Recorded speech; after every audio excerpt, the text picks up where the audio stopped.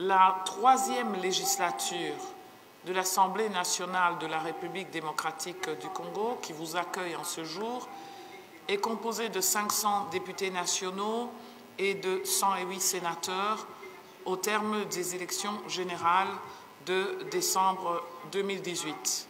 qui ont connu la première passation démocratique de pouvoir depuis notre indépendance entre deux présidents,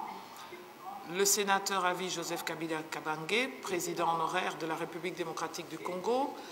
et son Excellence, le président Félix Antoine Tshisekedi Tshilombo. La marque de confiance et le soutien de chacun des pays membres de la SADC vers cette transition en RDC et aujourd'hui pour la tenue de ces assises exprime pour nous un signe d'encouragement à notre peuple et à ses dirigeants à préserver et consolider ces acquis de démocratie dans notre communauté sous-régionale. Comment oublier l'appui soutenu de la SADC jusqu'à ce jour sur les plans politiques, diplomatiques et sécuritaires depuis plus de 20 ans sur le tortueux chemin de la paix et de la stabilité, non seulement en République démocratique du Congo, mais dans bien d'autres points de notre région.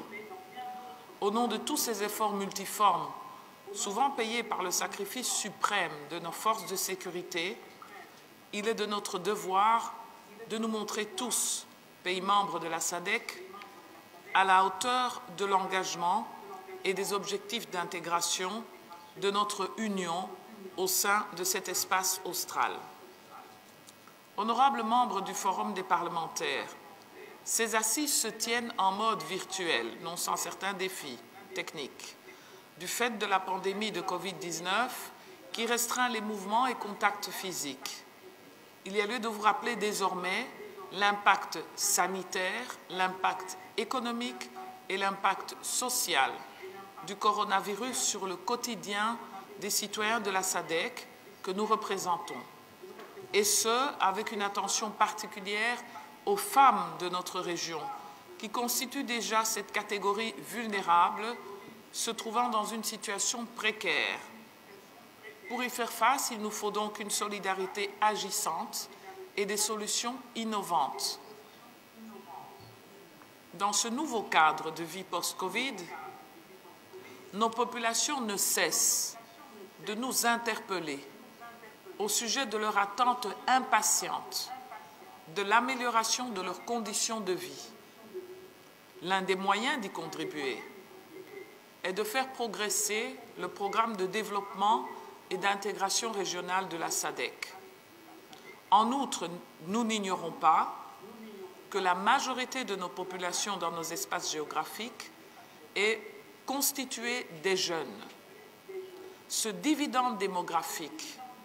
sera ou un atout pour la SADC ou une bombe à retardement si nous ne leur offrons pas de nouvelles opportunités. Il est donc nécessaire de définir des cadres appropriés en vue de leur donner ces nouvelles formes d'épanouissement pour cette nouvelle génération. Par contre, la tenue de ces assises en mode virtuel démontre aussi qu'il nous faut améliorer la capacité d'innover et nous invite en même temps à nous impliquer plus dans les nouvelles technologies de l'information et de la communication.